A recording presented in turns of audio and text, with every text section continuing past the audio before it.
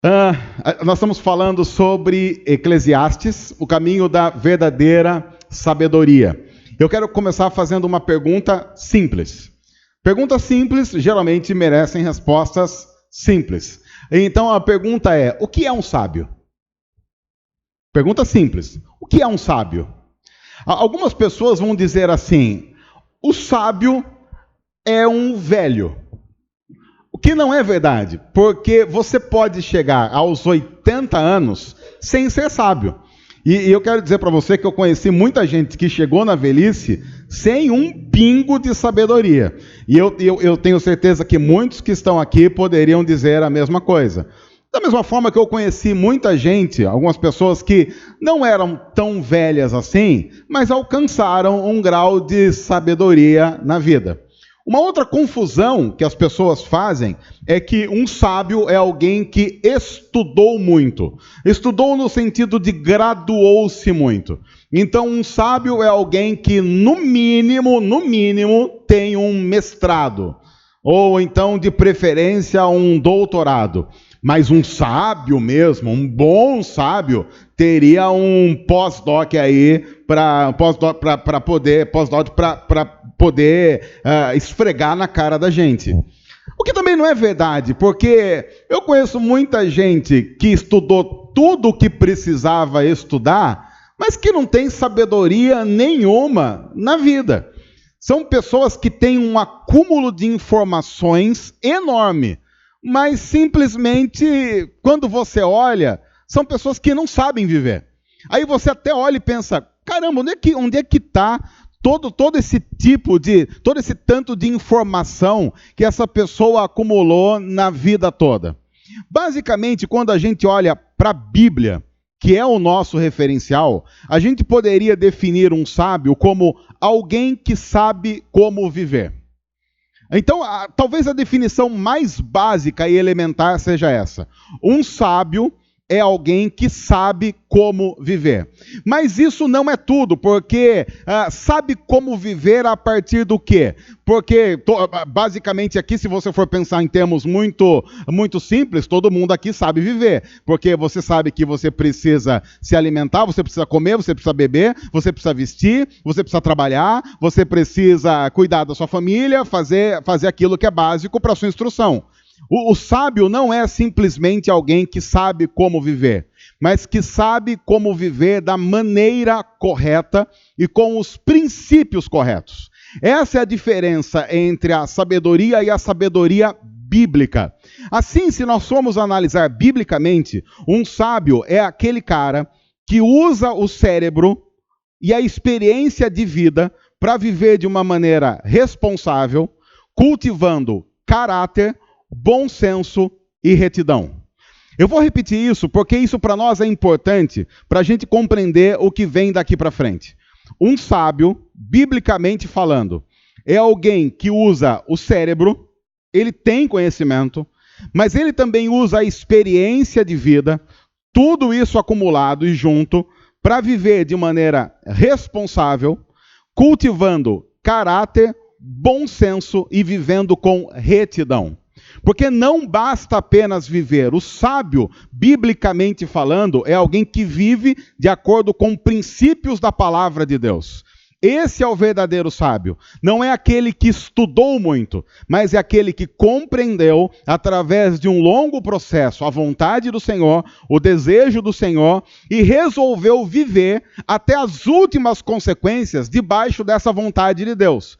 Mesmo quando, aparentemente, essa vontade de Deus vai contra a sua própria vontade. Eu estou dizendo tudo isso porque hoje nós vamos para um texto em que isso vai ficar claro, em que isso vai ficar evidente, e é um texto que demonstra o quanto nós, inseridos na cultura em que nós estamos inseridos, estamos correndo um risco enorme de viver uma vida que não vale a pena ser vivida. Em sermos sábios e entendidos segundo a cultura da nossa sociedade, mas completamente ignorantes se comparados àquilo que a Bíblia requer de nós. O texto de hoje está em Eclesiastes, capítulo 2, do versículo 1 ao versículo 11. Esse vai ser o texto base, e durante a mensagem eu vou para alguns outros textos da Bíblia. Se você quiser, você pode olhar aí na sua Bíblia, mas todos os textos vão ser projetados aqui, e a versão que nós estamos usando é a nova versão internacional, a NVI, tá ok? Para o pessoal que está aí nos aplicativos de Bíblia no celular. O texto, escrito por alguém que provavelmente está chegando no fim da vida e fazendo uma análise. Sabe aquele momento em que uma pessoa ela olha para si mesma e pensa assim, eu acho que eu não tenho mais muito tempo de vida, então eu preciso colocar no papel algumas coisas que eu aprendi para que isso sirva de lição para as próximas gerações. E então o autor de Eclesiastes vai dizer o seguinte, eu pensei comigo mesmo, eu parei para fazer uma análise. E então eu disse, vamos, eu vou experimentar a alegria. Descubra as coisas boas da vida. Mas isso também se revelou inútil. E depois eu concluí que o rir é loucura e a alegria de nada vale. O que basicamente esse cara está dizendo no fim da vida é o seguinte, teve um tempo em que então eu resolvi, a partir daquilo que eu tinha analisado já na minha vida, e lembre-se, na primeira mensagem na semana passada, qual é o tema de todo o livro de Eclesiastes? Ele vai dizer que a vida humana é uma grande inutilidade, é correr atrás do vento, é uma grande vaidade. Ele diz, nada faz sentido. Ele diz isso tanto no primeiro capítulo de Eclesiastes, como no último capítulo de Eclesiastes. E então, durante todo o livro, ele vai demonstrar como é que ele viveu e o que ele fez para chegar à conclusão de que nada tinha sentido. E agora no capítulo 2 ele diz, bom, uma coisa que eu fiz na vida, e fiz com muita classe, e fiz muito bem, foi me entregar a esse desejo de aproveitar a vida. E olha, dependendo de que tipo de vida você está levando, e da época de vida que você está vivendo, essa é uma vida que faz muito sentido. Até porque, pensa só, se a gente não aproveitar a vida, vai chegar um tempo, vai chegar uma hora em que a gente não vai ter condições de fazer aquilo que talvez o nosso corpo permite fazer agora. Quer ver só com que idade a gente chega àquele ponto que a gente começa, por exemplo, a chegar num momento perigoso da vida em que não importa o que a pessoa diga para você a respeito de doença, você já tem um remédio. Tipo, alguém chega para você e fala assim, nossa, eu tô com uma queimação, domperidona 10 miligramas. Fala, o que foi? Não, porque eu já estou sabendo. Que momento da vida a gente começa a notar que a gente não é mais expert em coisas da mocidade, passa a ser um expert em coisas dos nossos pais. A gente começa a olhar para alguns programas da TV e fala, nossa, olha que legal esse programa de, sei lá, reforma de cozinha. Olha, alguns aqui, tem um programa dos dois irmãos lá, não tem os irmãos à obra, maravilhoso para quem já tem mais de 40. Aí você pode pensar assim, não, mas eu não tenho mais de 40. Se você assiste, o seu coração tem. Você pode não ter no RG, mas a sua alma, porque um jovem mesmo, jovem, ele não vai olhar para um programa e falar assim, olha, um programa de reforma de casa, nossa, que legal, vou maratonar. Ele não pensa nisso. Mas chega uma fase da vida da gente, que a gente casa, e aí a gente começa a assistir essas coisas, começa a ficar expert nessas coisas. E aí não tem jeito, a gente chega naquele momento que a gente vai notar assim, a vida está passando rápido. E aí bate um desespero do tipo, será que eu aproveitei tudo que eu devia ter aproveitado? Será que eu não estou vivendo uma vida de uma tal forma que eu não estou tomando posse de todas as coisas que eu deveria tomar posse no quesito alegria e satisfação? E aí então, nesse momento, é que muita gente, mesmo conhecendo os princípios da palavra, abre mão de todos os princípios para satisfazer a sua alma daquilo que ele sabe que é passageiro, daquilo que ele sabe que tem data de validade, mas que ele quer experimentar para não correr o risco de chegar no fim da vida pensando assim, eu devia ter feito aquilo, eu devia ter feito aquela outra coisa, porque eu passei pela vida e não experimentei os tais grandes prazeres que a cultura diz que eu devo experimentar. Já imaginou você, de repente, correr o risco de chegar no fim da sua vida fiel à sua esposa ou ao seu marido? E você não ter experimentado, pelo menos segundo a nossa cultura, os prazeres e a alegria da infidelidade, a emoção da infidelidade ou de um caso? Será que no final da vida, se você tiver sido fiel a vida toda, você não vai ter se arrependido de não ter experimentado isso? O que o autor de Eclesiastes vai dizer? Eu, na vida, passei pelo momento em que eu simplesmente disse: quer saber? Eu vou experimentar a alegria, eu vou descobrir as coisas boas da vida. Mas isso também se revelou inútil, porque isso não conseguiu trazer algo importante, que foi satisfação para o meu coração. É como se eu tivesse me alimentando constantemente de coisas que simplesmente não satisfazem. E eu então me alimentava e continuava faminto, porque a alma estava faminta. É por isso, talvez, que a gente deva se lembrar de um texto de um profeta chamado Abacuque. Veja o que está escrito em Abacuque 3, versículos 17 e 18. É um texto conhecido da Bíblia, mas que a gente precisa relembrar. Diz assim: mesmo não florescendo a figueira, não havendo uvas nas videiras, mesmo falhando a safra de azeitonas, não havendo produção de alimento nas lavouras, nem ovelhas no curral, nem bois nos estábulos, ainda assim eu exultarei no Senhor e me alegrarei no Deus ou em Deus da minha salvação. A sabedoria bíblica, diferente da cultura em que nós estamos inseridos e da sabedoria do mundo em que nós estamos, nos faz confiar em Deus, mesmo diante de todas as dificuldades. Nós confiamos em Deus e somos felizes porque nós temos um Deus que cuida de nós a despeito de qualquer coisa. É por isso, inclusive, que nós não precisamos ficar nos vendendo a prazeres que são passageiros, porque a nossa vida está baseada num prazer eterno em Deus. Agora, é óbvio, quem não tem a vida baseada num prazer eterno que é Deus, precisa se vender a prazeres passageiros, porque do contrário a vida fica insuportável. O que eu estou querendo dizer é, você precisa de prazer na vida. Precisa, é uma necessidade. E você vai buscar prazer em algum lugar ou em alguma coisa. A grande questão diante da sabedoria bíblica é, você vai buscar prazer em Deus ou não em Deus? Você vai buscar prazer e satisfazer o seu coração e a sua alma em Deus ou fora de Deus? Alguém que passou por essa experiência e está escrevendo um livro diz: eu tentei fazer isso na vida, e no final isso mostrou-se completamente inútil. E o importante dizer é que a nossa felicidade em Deus não tem a ver com o fato de nós sermos alienados. Porque o que Abacuque está dizendo? Eu sei que a videira não produziu. Eu sei que a safra não vingou. Eu estou consciente da situação difícil em que eu estou passando. Eu tenho problemas e sei que eu tenho problemas. No entanto, a minha fé não está baseada naquilo que eu vejo e nas circunstâncias. A minha fé está em Deus, eu confio em Deus e sei que mesmo que a minha vida acabe, eu ainda estarei seguro no Senhor e a minha alma está segura em Deus. Então, simplesmente eu ponho toda a minha confiança nele, eu coloco toda a minha vida nele e continuo a caminhar em paz. Isso vai tirando de nós uma série de pesos e dores que a cultura está constantemente colocando. Você precisa, prazer, alegria. Nós hoje vivemos, inclusive, a ditadura da felicidade.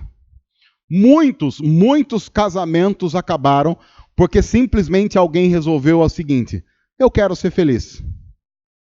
Mesmo que para eu querendo ser feliz, eu tenha que fazer todo mundo envolvido infeliz.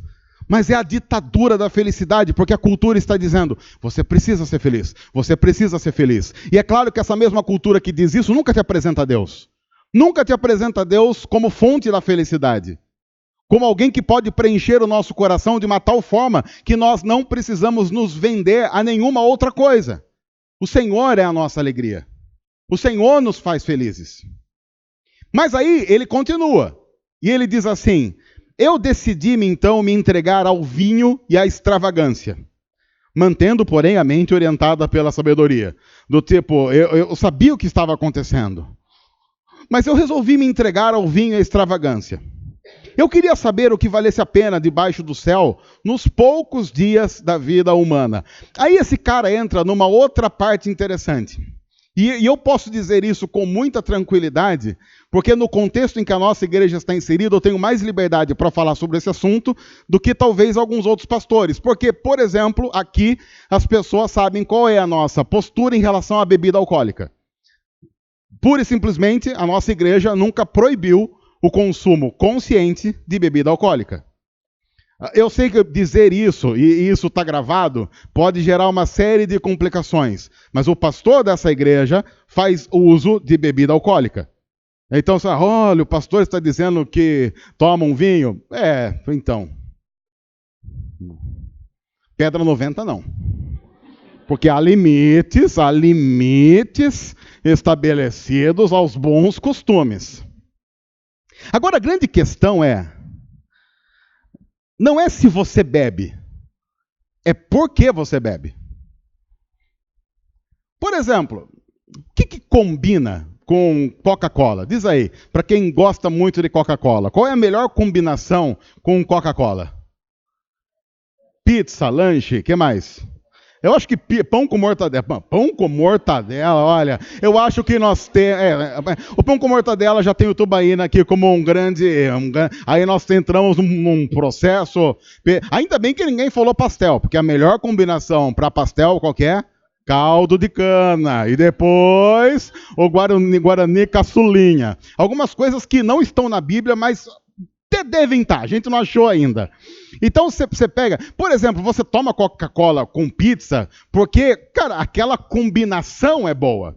Por exemplo, eu acho, essa é uma opinião pessoal, não está na Bíblia, tá ok? Então deixa eu dizer isso de maneira clara, antes que as pessoas passem raiva contra nós. Eu acho que a combinação churrasco e cerveja é algo assim que me faz brilhar os olhos. Eu acho isso. Então, eu acho que combina. Agora, por exemplo, eu não acho que combina sorvete com cerveja. Eu não acho que não tem muito sentido. Vamos tomar um napolitano e uma lecker. Cara, não vai virar. Vamos no napolitano. Pelo menos o napolitano não mata. Então, é mais ou menos isso que eu acho. Agora,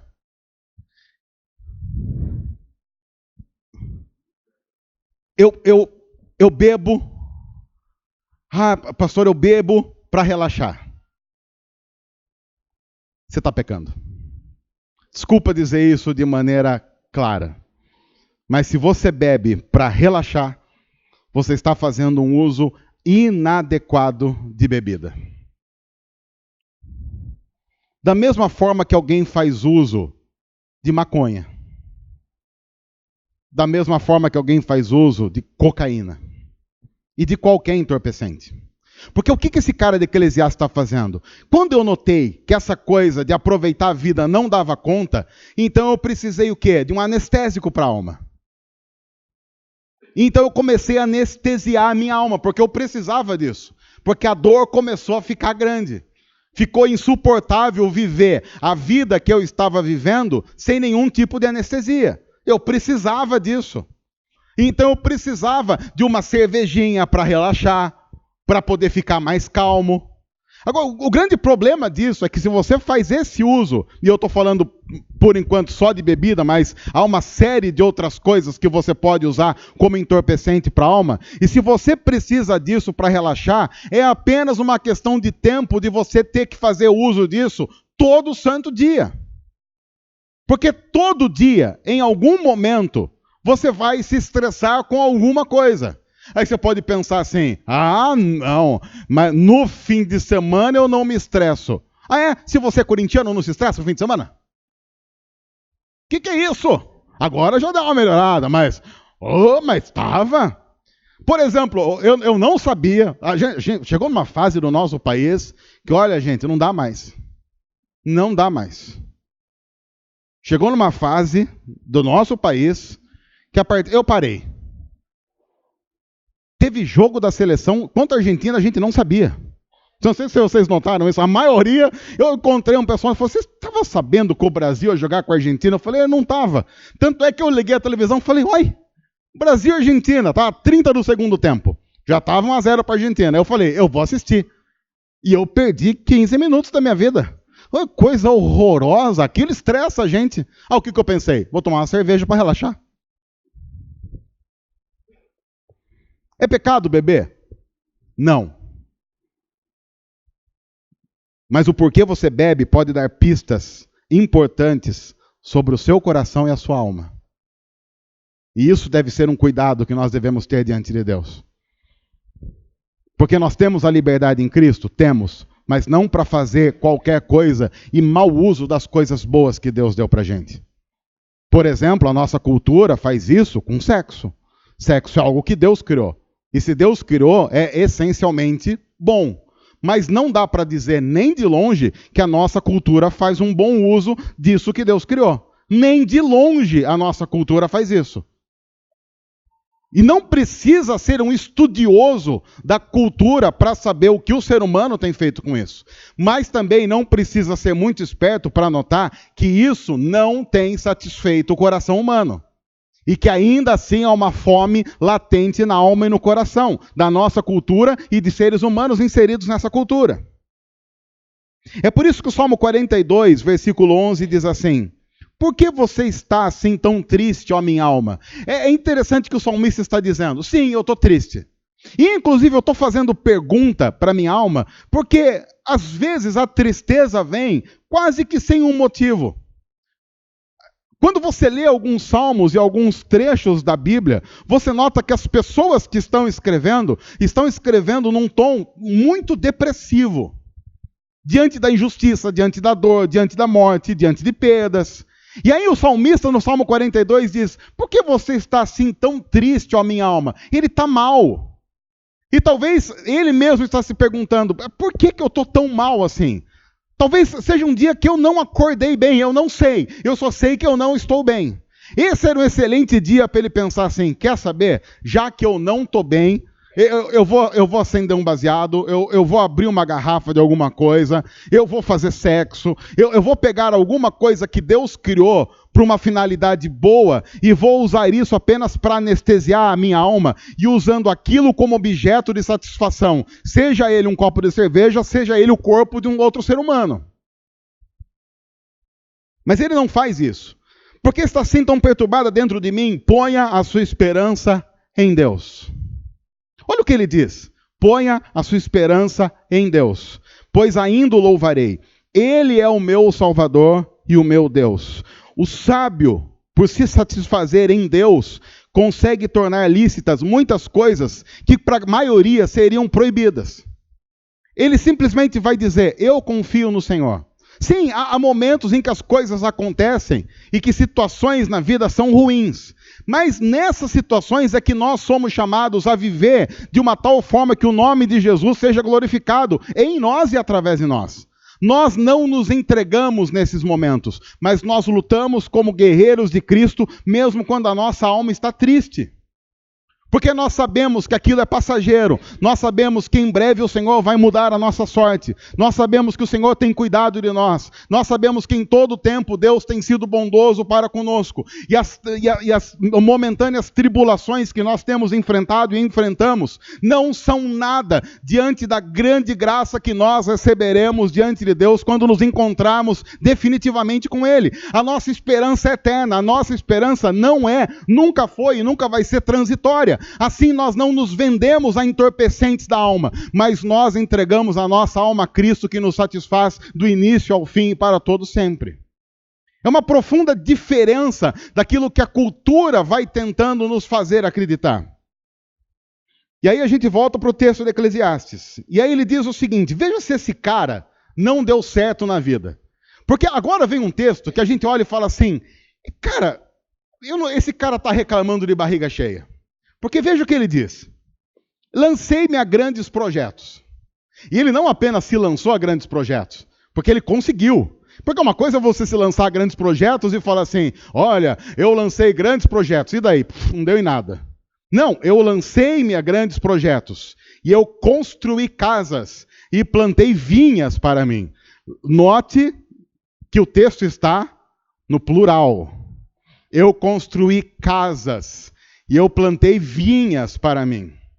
Eu fiz jardins e pomares, e neles plantei todo tipo de árvore frutífera. Construí também reservatórios para regar os meus bosques verdejantes. Comprei escravos e escravas e tive escravos que nasceram em minha casa. Além disso, eu tive também mais bois e ovelhas do que todos os que viveram antes de mim em Jerusalém. Ajuntei para mim prata e ouro, tesouros de reis e de províncias. Servi-me de cantores e cantores. Esse cara tem uma banda. Esse cara, ele não contratava uma banda. Ele tinha banda lá, do tipo, toca Raul. Aí o pessoal já começava.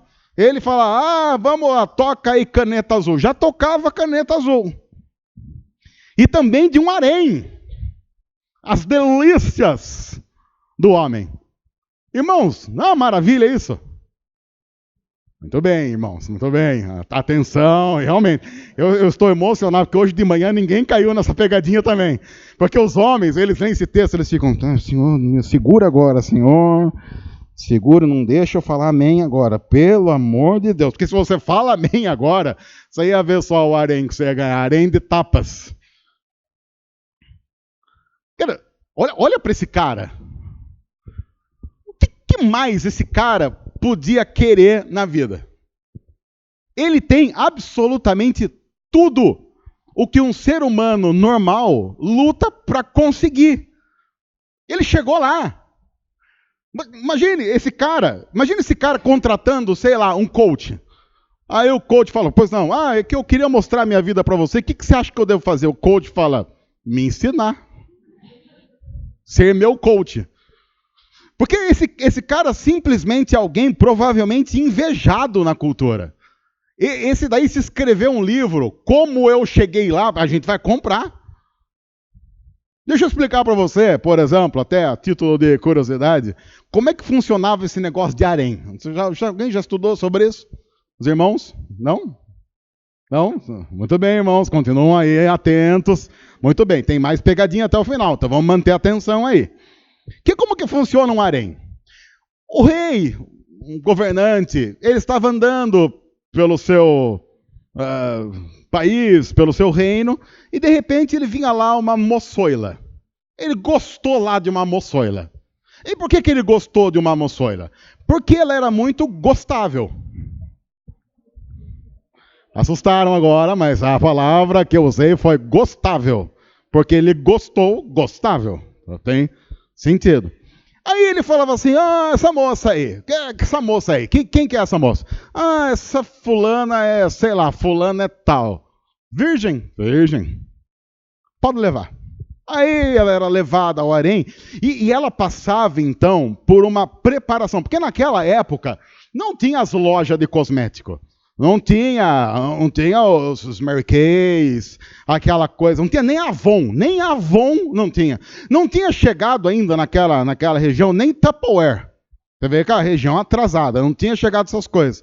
Então, as mulheres daquele tempo, elas não eram assim, costumeiramente bem cuidadas. Então elas eram levadas para o harém e elas tinham uma preparação que podia ser de uma semana a um mês, de acordo assim com o remeleixo todo. Porque chegava lá, tinha uma equipe que analisava a pele da moçoila.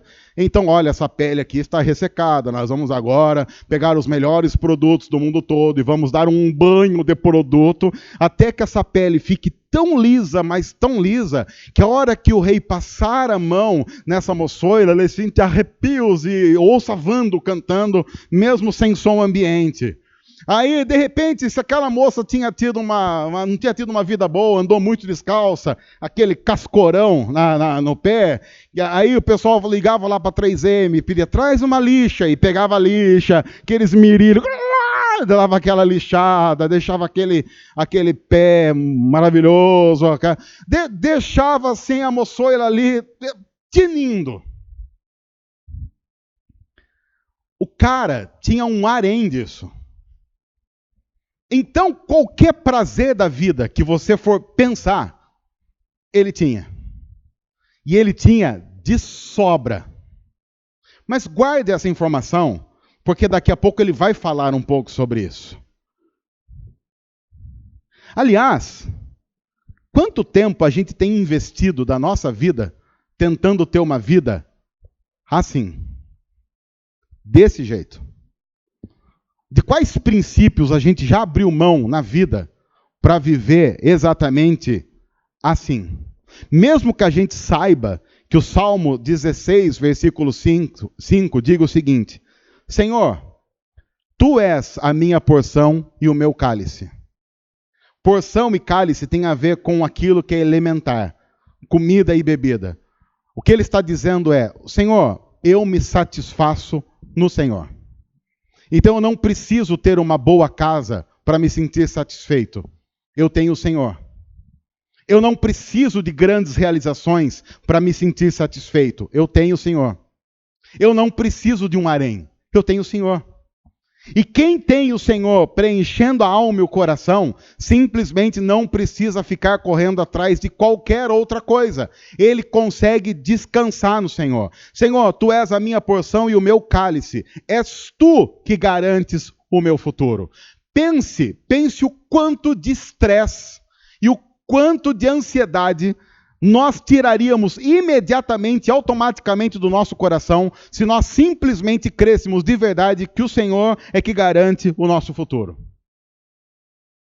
Pense o quanto a segunda-feira, amanhã, passa a ser um dia mais tranquilo, se Deus aparecesse agora para você e dissesse assim: pode ficar sossegado, a segunda-feira já está garantida. Você ia dormir de boas. Mas é exatamente isso que a Bíblia nos pede para fazer e a sabedoria bíblica nos ensina a fazer. Confie no Senhor.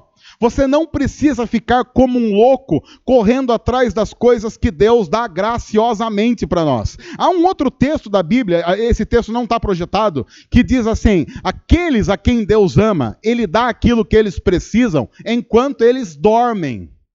Que é para demonstrar que não tem a ver com o nosso esforço. Irmãos e irmãs, a coisa mais importante da história não se conquista com obras, que é a salvação. É conquistado através de Cristo Jesus, que fez em nosso lugar tudo o que nós precisávamos fazer.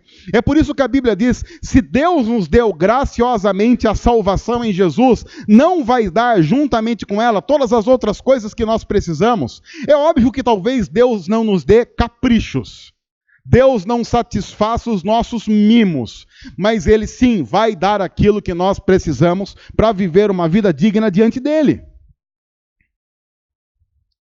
Enquanto as pessoas estão morrendo estressadas, o biblicamente sábio está descansando em Deus e fazendo o seu trabalho de maneira tranquila e digna. Aí o texto continua. Eu tornei-me, então, o mais famoso e poderoso do que todos os que viveram em Jerusalém antes de mim, conservando comigo a minha sabedoria. Eu não me neguei a nada que os meus olhos desejaram. Não me recusei a dar prazer algum ao meu coração. Na verdade, eu me alegrei em todo o meu trabalho. Essa foi a recompensa de todo o meu esforço. Veja o que ele diz. Ele está dizendo assim: olha, eu preciso ser sincero. Enquanto eu estava fazendo isso, eu me alegrei nisso. Mas foi o que eu ganhei. Enquanto eu estava fazendo, eu me alegrei. Quando acabou, acabou. Foi. Enquanto eu estava realizando aquele trabalho, aquilo estava satisfazendo o meu coração, porque eu gostava do que eu fazia. Mas o problema é que aquilo não dura. O problema é que aquilo não permanece. É a mesma sensação que a gente tem quando a gente sente o cheiro da comida que a gente mais gosta.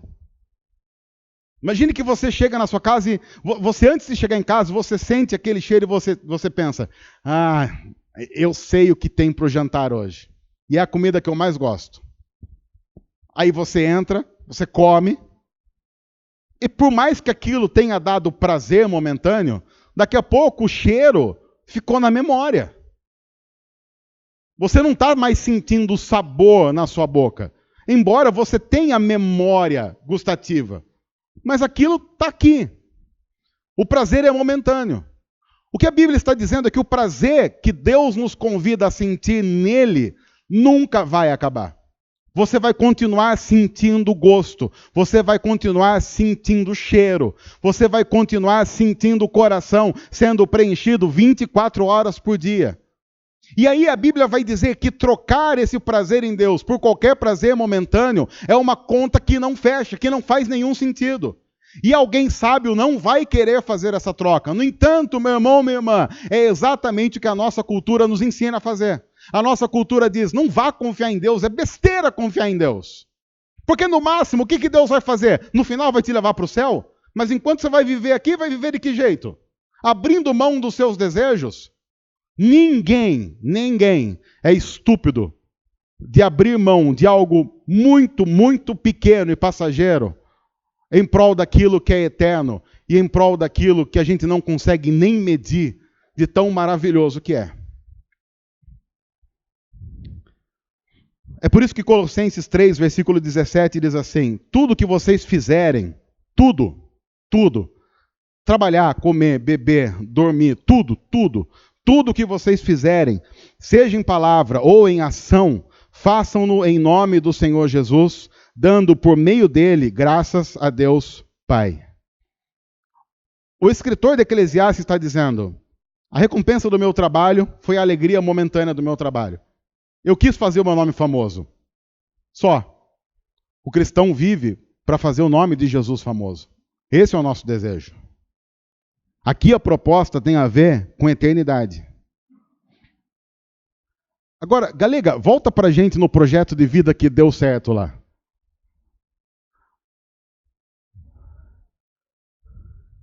A gente poderia chamar isso de Projeto 2020. Porque uma grande parte dos seres humanos imersos na nossa cultura, quando pensa o próximo ano, que já está aí, está pensando isso daí, ó, eu vou fazer muita coisa. Eu vou investir em muita coisa, vou fazer dinheiro, vou ficar famoso. E isso vai me dar prazer. Aliás, eu gostaria de dizer aqui para algumas esposas que, dependendo do que o marido está planejando fazer em 2020, sobra para você orar e jejuar dizendo, Senhor, não deixa dar certo. Não deixa dar certo. Porque isso não só vai afastá-lo do Senhor, mas vai afastá-lo de tudo que cheire Deus. Inclusive você. Fecha parênteses. Agora vamos para o fim do texto. Contudo, quando eu avaliei tudo que as minhas mãos haviam feito e o trabalho que eu tanto me esforçara para realizar, eu percebi que tudo foi inútil. Foi correr atrás do vento. Não há qualquer proveito no que se faz debaixo do sol. Quando a gente vai para a Bíblia, você tem que tomar cuidado de versículos e textos da Bíblia tirados do contexto. Porque cristãos mais velhos como eu já devem ter ouvido várias vezes a seguinte afirmação: olha, a Bíblia diz que não há proveito nenhum do que a gente faz debaixo do sol nessa terra. Ouviram isso alguma vez? Os crentes mais velhos? No entanto, isso é mentira. Não é verdade.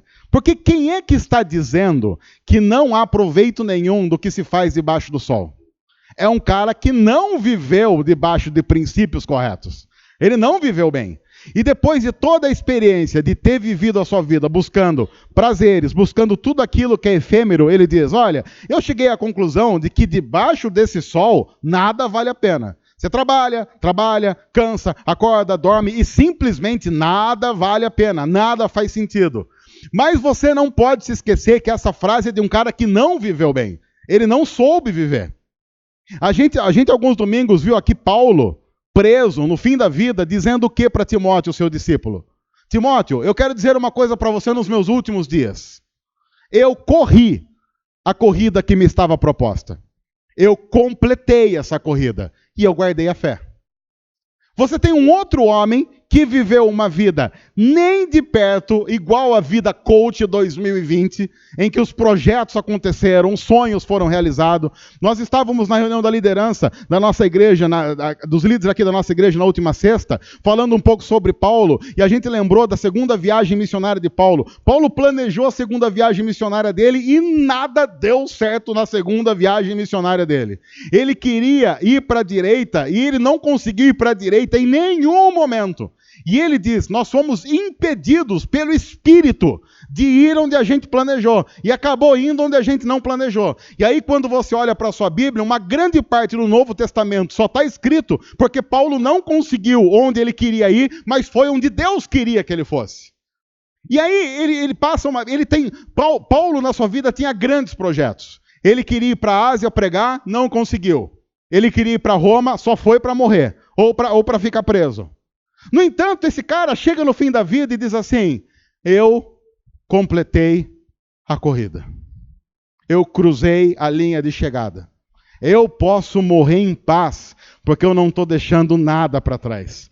Inclusive é interessante que logo depois de dizer isso, Paulo tinha tido, um pouco antes da segunda viagem missionária, uma briga com João Marcos. E ele, um pouco depois de dizer isso, ele diz assim, olha, Timóteo, faz o seguinte, manda João Marcos vir aqui, porque ele me é útil para o ministério.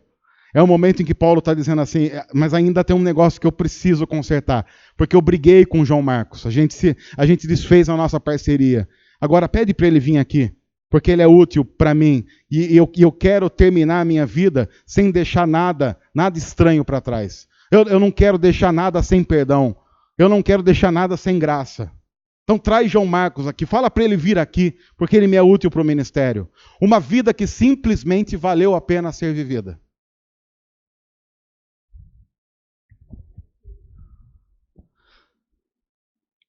A questão é que nós, simplesmente nesse momento, estamos diante de uma escolha. Porque daqui a alguns minutos esse culto acaba. Daqui a alguns minutos essa mensagem acaba. E aí então você vai estar naquele momento clássico da vida pós-culto. Termina o culto, fecha a gaveta espiritualidade e vamos embora para a cultura e nos entregar aos ídolos da cultura. Simplesmente usar todo esse texto e toda essa mensagem como um couvert espiritual para abastecer a semana e depois viver a semana toda como se simplesmente nada disso tivesse acontecido, ou como se esse texto simplesmente nunca estivesse na palavra de Deus, ou nunca fizesse nenhum sentido. Ou então dizer diante do texto, Deus, nós precisamos ter o nosso coração convertido ao Senhor. Porque do jeito que nós estamos vivendo, não dá mais. Porque a gente olha para a cultura e a gente vê o que está acontecendo. A gente sabe, a gente tem notado o resultado de vidas sendo vividas no altar da cultura em que nós estamos inseridos. E as pessoas estão morrendo, as pessoas estão se matando, ninguém se aguenta mais. Senhor, nós precisamos da vida do Senhor para suportar a vida que nós estamos tentando viver. Sem o Senhor, a gente não consegue, a gente não dá conta. Nós precisamos do Senhor e da vida do Senhor enchendo o nosso coração. Nós precisamos de Jesus, nós precisamos de graça. Porque, Senhor, inclusive, a gente sabe que daqui a pouco a gente sai daqui e os demônios da cultura vão gritar em nossos ouvidos, dizendo que nós precisamos nos vender de novo, na segunda, terça, quarta. Mas talvez quando chegar no domingo eles vão dizer para a gente, vai lá para a igreja, é bom. Porque, inclusive, vai dar para a gente a sensação de que a gente é o que não é. Eu quero terminar lembrando de um livro escrito por C.S. Lewis, Cartas do Diabo ao Seu Aprendiz. Esse livro é fantástico porque é uma aula do diabão para o diabinho. Então é um diabo que está começando no empreendimento Demônio S.A. E aí o diabinho está começando e ele tem um mentor, ele tem um coach. Aí o diabo experiente vai ensinar para o diabo menorzinho, para o demôniozinho, como fazer as coisas. E esse demôniozinho tem um cara que ele cuida, ele é tipo o demônio da guarda de um cara. E aí o demôniozinho fala assim, demonião, você não sabe o que aconteceu. O cara está indo para a igreja, devo evitar? Aí o demônio fala, de jeito nenhum. Uma das melhores coisas para nós é quando os nossos vão para a igreja. Você só não pode deixar que ele entenda. Então, quando ele entrar na igreja, faça com que ele preste atenção nas pessoas, no que elas estão vestindo, se elas estão mascando chicletes, se elas estão dormindo.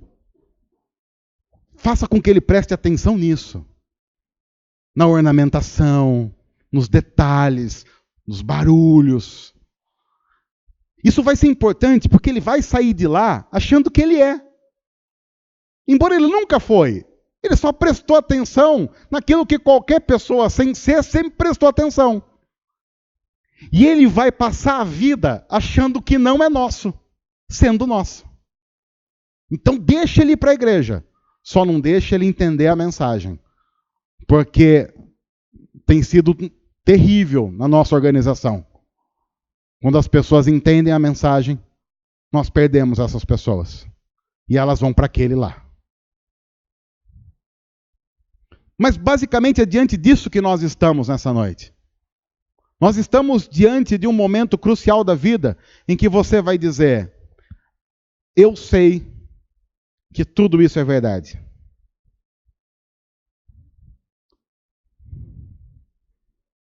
Mas tem um lixo reservado à verdade na minha alma. E é para lá que essa verdade vai. Ou a gente simplesmente pode dizer: Deus, com toda a coragem do mundo, a gente quer dizer: o nosso coração é teu. Talvez isso faça com que a vida vire uma bagunça. E ninguém te reconheça mais amanhã. Mas é muito bom se tornar irreconhecível diante da cultura e conhecido aos olhos de Deus. Até o dia em que Ele vai olhar para mim e para você e dizer: sejam bem-vindos, benditos do meu Pai.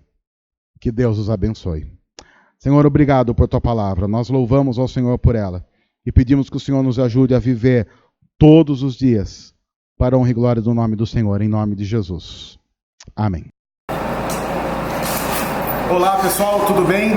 Você pode abençoar muito o nosso ministério fazendo o seguinte: se inscrevendo em nosso canal, deixando o seu joinha aqui embaixo, comentando e compartilhando essa mensagem com outros. Vai abençoar muito o que nós temos feito aqui e vai fazer com que outras pessoas possam ser transformadas pelo amor de Jesus através da mensagem do Evangelho. Deus abençoe, obrigado, que Deus cuide de cada um de nós.